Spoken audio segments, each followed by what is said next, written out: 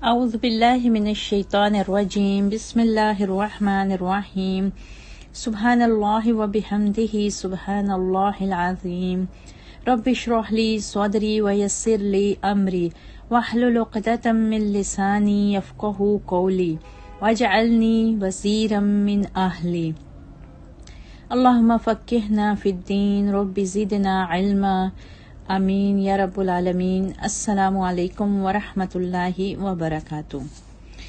قرآن کے خلاصے میں آج ہم تیسرے پارے سے آغاز کرتے ہیں۔ اس پارے میں اللہ تعالیٰ نے شروع میں ہی انبیاء کرام کا ذکر کیا ہے۔ تلک الرسل فضلنا بعضهم علی بعض۔ اللہ تعالیٰ نے اس بات کا ذکر کیا کہ بعض رسولوں کو دوسرے رسولوں پر فضیلت حاصل ہے۔ ان میں سے بعض نے اللہ تعالیٰ کے ساتھ کلام کیا اور بعض کے درجات کو اللہ تعالیٰ نے بلند کیا، اور یہ بات بالکل واضح ہے کہ تمام رسولوں میں سب سے زیادہ بلند مقام پیارے نبی صلی اللہ علیہ وآلہ وسلم کا ہے۔ اس پارے کے آغاز میں ہی اللہ تعالیٰ نے ایک بہت ہی پیاری اور بہت ہی فضیلت والی آیت رکھی ہے، جو کہ آیت الکرسی ہے اور قرآن مجید کی سب سے افضل آیت ہے۔ اس کے بہت سے فضائل احادیث میں موجود ہیں۔ حدیث میں آتا ہے کہ جو شخص رات کو اپنے بستر پر آئے اور آیت الکرسی کو پڑھ لے تو صبح تک ایک فرشتہ اس کی حفاظت کرتا ہے اور شیطان بھی اس کے نزدیک نہیں آتا۔ ایک اور حدیث سے ہمیں آیت الکرسی کی عظمت اور برکت کا اندازہ ہوتا ہے، جس میں نبی کریم صلی اللہ علیہ وآلہ وسلم نے بتایا ہے کہ ہر فرض نماز کے بعد آیت الکرسی پڑھنا جنت میں جانے کا باعث ہے۔ آپ صلی اللہ علیہ وسلم نے فرمایا، جس نے ہر فرض نماز کے بعد آیت الکرسی پڑھی، اس کے اور جنت میں داخل ہونے کے درمیان موت کے علاوہ اور کوئی رکاوٹ نہیں۔ آیت الکرسی میں اللہ تعالیٰ نے عرش کے بعد اپنی ایک بڑی تخلیق یعنی کرسی کا ذکر کیا ہے۔ اللہ تعالیٰ کی کرسی اتنی بڑی ہے کہ اس نے زمین اور آسمان کو گھیرا ہوا ہے۔ آیت الکرسی کے بعد اللہ تعالیٰ نے اس بات کا ذکر کیا کہ دین میں کوئی جبر نہیں ہے، لا اکراہ فی الدین۔ جو کوئی بھی طاغوت کا انکار کرتا ہے اور اللہ پر ایمان لے آتا ہے، وہ ایک مضبوط رسی کو تھام لیتا ہے۔ مزید اللہ تعالیٰ نے ذکر کیا کہ اللہ ایمان لانے والوں کا دوست ہے اور ان کو اندھیروں سے نکال کر روشنیوں کی سمت لے کر آتا ہے، جبکہ شیطان اور طاغوت کی دوستی اللہ کا انکار کرنے والوں کے ساتھ ہے۔ یہ شیاطین کفر کرنے والوں کو روشنیوں سے نکال کر واپس اندھیروں میں دھکیل دیتے ہیں، اور ایسے لوگ جہنمی ہیں اور وہ اس میں ہمیشہ کے لیے رہیں گے۔ اللہم اجرنا من النار، آمین۔ پھر مزید اگلی آیات میں اللہ تعالیٰ نے بہت سے اہم واقعات کو بھی بیان کیا ہے۔ پہلا واقعہ حضرت ابراہیم علیہ السلام کا دربار نمرود میں نمرود کے ساتھ اللہ کی ذات کے بارے میں مناظرہ بتایا گیا ہے۔ جس وقت ابراہیم علیہ السلام دربار نمرود میں جا کر اللہ کی توحید کی تبلیغ کرتے ہیں تو ابراہیم علیہ السلام اللہ تعالیٰ کی ذات کے بارے میں کہتے ہیں، میرا پروردگار وہ ہے جو زندہ بھی کرتا ہے اور مارتا بھی ہے۔ جواب میں نمرود کہتا ہے، انا احیی و امیت، میں بھی مارتا ہوں اور زندہ کرتا ہوں۔ اس ظالم نے ایک مجرم کو آزاد کر دیا اور ایک بے گناہ کو موت کے گھاٹ اتار دیا۔ حضرت ابراہیم علیہ السلام اس مکر کو دیکھ کر کہتے ہیں کہ بے شک اللہ تعالیٰ سورج کو مشرق سے لے کر آتا ہے اور پس تو اس کو مغرب سے لے کر آ دکھا۔ یہ بات سن کر نمرود کے لبوں پر بالکل خاموشی چھا جاتی ہے، اس لیے کہ وہ جانتا ہے کہ اس مطالبے کو پورا کرنا اس کے لیے ممکن نہیں ہے۔ اس واقعے سے یہ سبق ملتا ہے کہ حق اور باطل کی کشمکش میں اگر کوئی بحث کو الجھانے کی کوشش کرتا ہے تو بحث کو ایک نقطے تک محدود نہیں رکھنا چاہیے، بلکہ محکم اور واضح اور ٹھوس دلائل پیش کر کے باطل کی سرکوبی کر دینی چاہیے انشاءاللہ تعالی۔ اس کے بعد اللہ تعالیٰ نے عزیر علیہ السلام کے اس واقعے کا بھی ذکر کیا اس بارے میں کہ وہ ایک اجڑی ہوئی بستی کے پاس سے گزرے اور کہا کہ یہ بستی کیوں کر دوبارہ زندہ ہوگی۔ اللہ تعالیٰ نے عزیر علیہ السلام کو 100 برس کے لیے سلا دیا اور ان کو دوبارہ زندہ کر کے پوچھا، آپ کتنا عرصہ سوتے رہے؟ عزیر علیہ السلام نے جواب دیا کہ دن یا اس کا کچھ حصہ۔ تو اللہ تعالیٰ نے کہا نہیں، بلکہ آپ تو 100 برس تک سوتے رہے ہیں۔ اللہ تعالیٰ نے کہا اپنے کھانے اور پینے کی چیزوں کی طرف غور کیجئے کہ اس میں کسی بھی قسم کی کوئی باس یا اسمیل نہیں پیدا ہوئی، اور مردہ گدھے پر بھی غور کیجئے جو اس وقت ہڈیوں کا ڈھانچہ بنا ہوا ہے۔ اللہ تعالیٰ نے دوبارہ سے ان منتشر ہوئی ہڈیوں کو جوڑ کر ان پر گوشت چڑھا دیا۔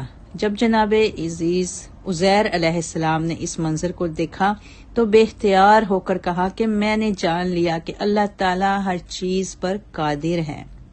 اسی طرح اللہ تعالیٰ نے حضرت ابراہیم علیہ السلام کا وہ واقعہ بھی بیان کیا کہ انہوں نے پروردگار سے کہا ربی ارنی کیف تحیی الموتی، اے میرے پروردگار مجھے دکھلا کہ تم مردوں کو کیسے زندہ کرتا ہے۔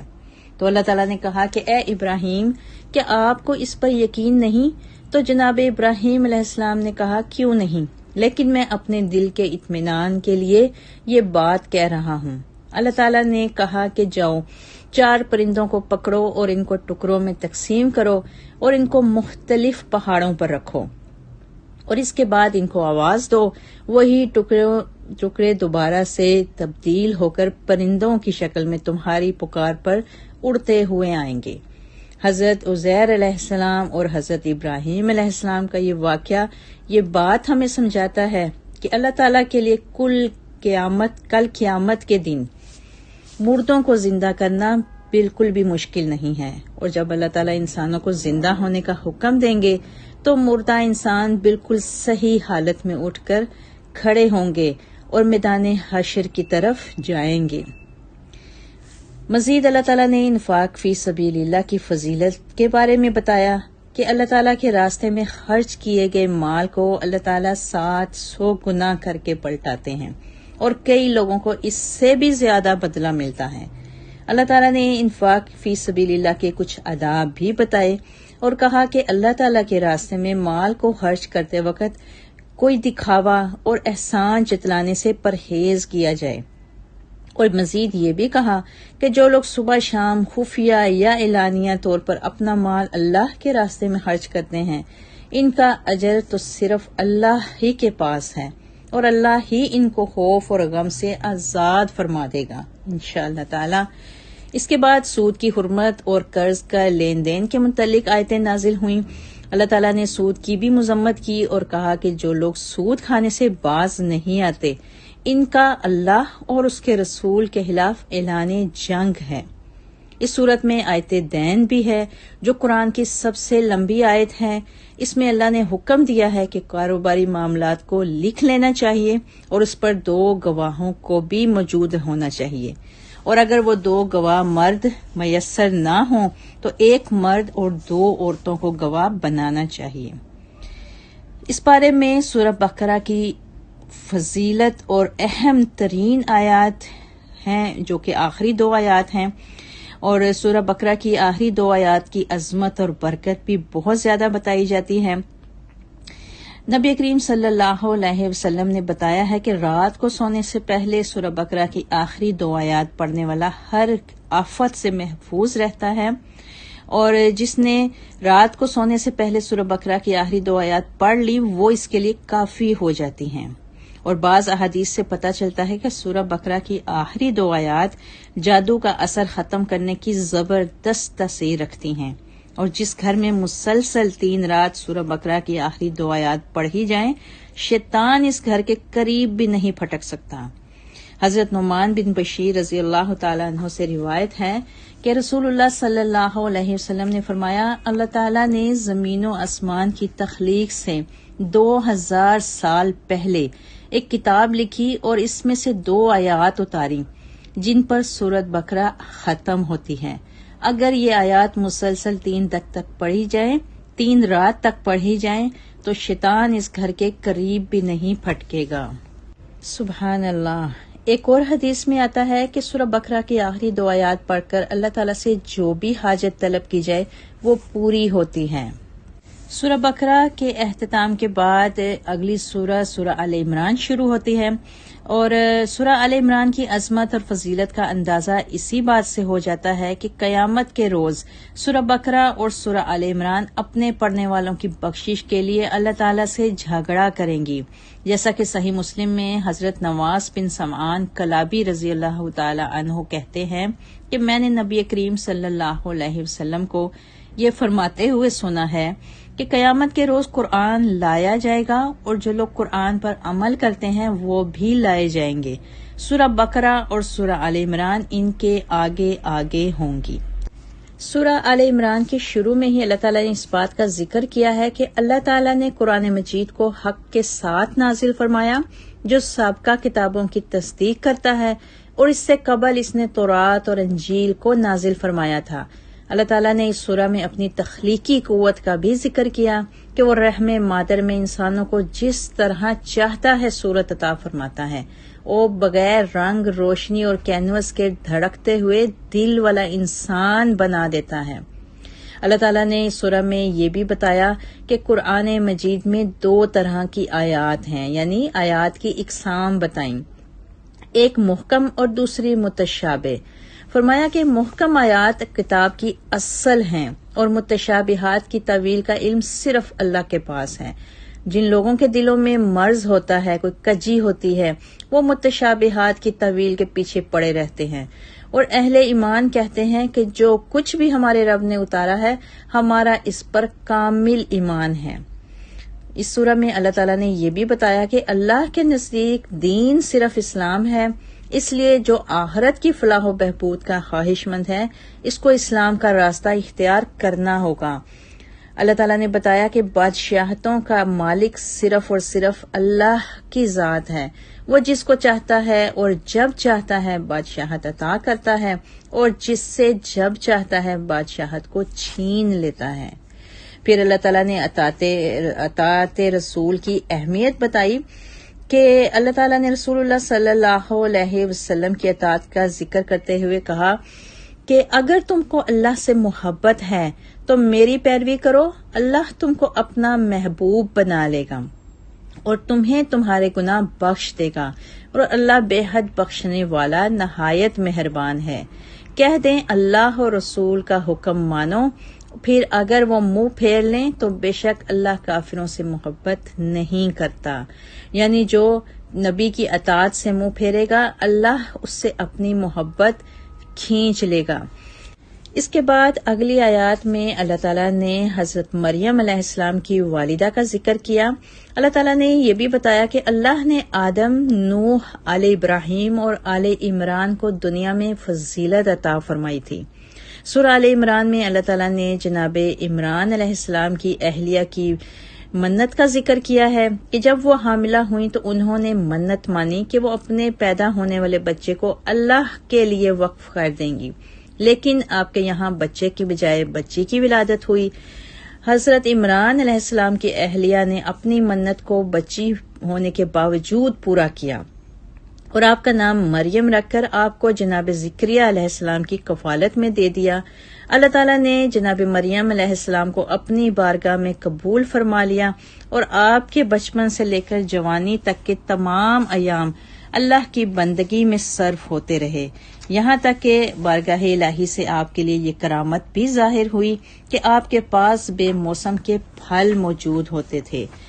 بڑھاپے میں پھر اولاد کا معجزہ بھی اللہ تعالیٰ نے اس بارے میں دکھایا کہ حضرت زکریا علیہ السلام جو مریم علیہ السلام کے خالو بھی تھے، ایک دن اس محراب میں داخل ہوئے جہاں سیدہ مریم علیہ السلام عبادت میں مشغول رہتی تھیں۔ انہوں نے سیدہ مریم سے پوچھا کہ آپ کے پاس یہ بے موسم کے پھل کہاں سے آتے ہیں؟ انہوں نے کہا اللہ کی طرف سے آتے ہیں، وہ جس کو چاہتا ہے بلا حساب رزق دیتا ہے۔ سورہ آل عمران آیت 38 ہوا من عند اللہ ان اللہ یرزق من یشاء بغیر حساب۔ حضرت زکریا علیہ السلام بے اولاد تھے اور آپ کی بیوی بانجھ تھیں۔ سیدہ مریم کے پاس بے موسم کے پھل دیکھ کر زکریا علیہ السلام بھی رحمت الہی سے پر امید ہو گئے اور آپ نے سوچا کہ اگر مریم کو بے موسم کے پھل مل سکتے ہیں تو مجھے بے موسم کی اولاد کیوں نہیں مل سکتی۔ آپ نے اللہ سے دعا کی، رب ھب لی من لدنک ذریۃ طیبہ، اے میرے پروردگار مجھے بھی اپنی طرف سے پاک اولاد عطا فرما۔ حضرت زکریا علیہ السلام محراب میں نماز ادا فرما رہے تھے کہ فرشتے نے آپ کو پکار کر کہا، آپ کو اللہ تعالیٰ کی طرف سے یحییٰ نامی پارسا اور سردار اور نیک نبی بیٹے کی بشارت ہو۔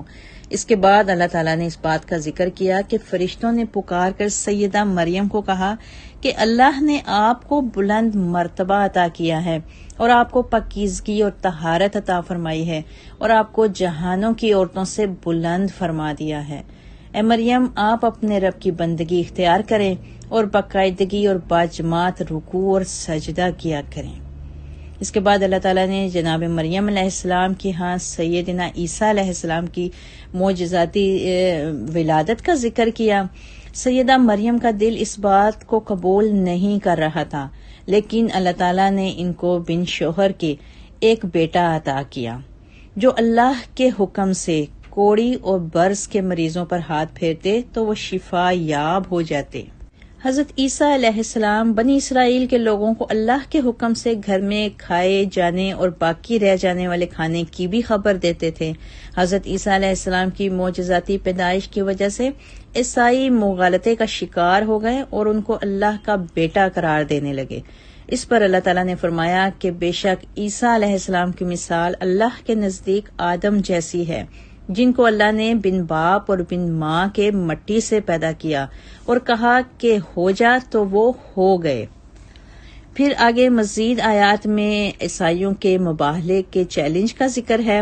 نجران کے عیسائی پادری حضرت محمد صلی اللہ علیہ وسلم سے عیسیٰ علیہ السلام کی ولادت کے بارے میں بحث کرنے کے بعد لاجواب ہو گئے تھے، لیکن حقیقت کو تسلیم کرنے پر آمادہ نہ ہوئے، جس پر پیارے نبی صلی اللہ علیہ وسلم نے ان کو مباہلے کا چیلنج دیا کہ تم اگر حق کو تسلیم نہیں کرتے تو اپنے نفوس، بیٹوں اور عورتوں کو لے کر آؤ، پس اللہ کی لعنت ہو جھوٹوں پر۔